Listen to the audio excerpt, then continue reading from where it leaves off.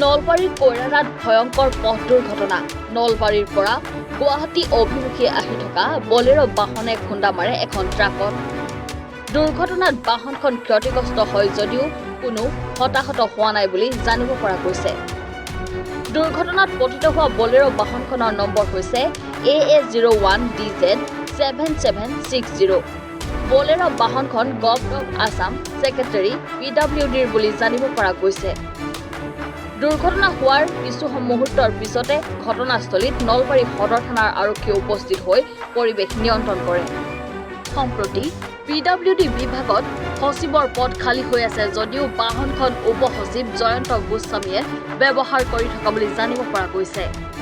কিদৰে নিম্ন পৰ্যায়ৰ এজন বিষয়াই ব্যৱহাৰ কৰিলে তাক লৈ ৰহস্যৰ সৃষ্টি হৈছে।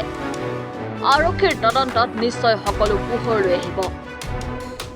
মই আহি থাকোঁতে দেখা পালোঁ এইটো ইয়াতে দুৰ্ঘটনা এটা হৈছে। এতিয়া কিবা আমাৰ নলবাৰীতে চৰকাৰী বিষয়া বুলি মই গম পালোঁ।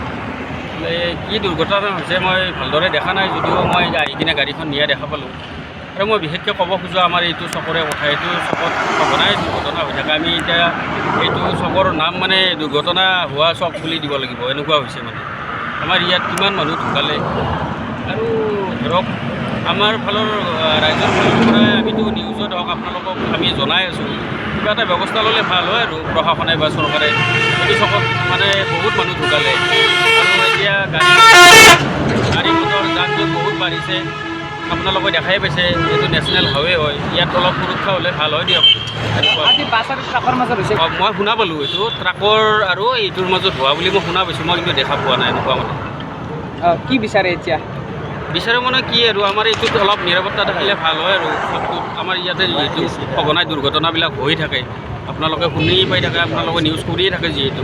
আমিও বহুত কৈছোঁ, কিন্তু কিবা এটা ব্যৱস্থা ল'লে ভাল হয় আৰু এইটো চৰকাৰ আৰু প্ৰশাসনক মই অনুৰোধ জনাম। যথেষ্ট দুৰ্ঘটনা হয় চকটোত, যথেষ্ট বহুত মানুহ ঢুকালে ইয়াতে, বহুত মানুহ এক্সিডেণ্ট হৈছে ইয়াত।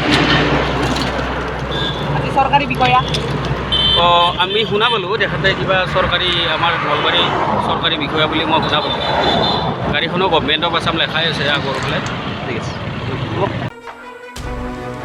নলবাৰীৰ পৰা প্ৰণৱজ্যোতি কলিতাৰ ৰিপৰ্ট, এনি ভাৰত 24।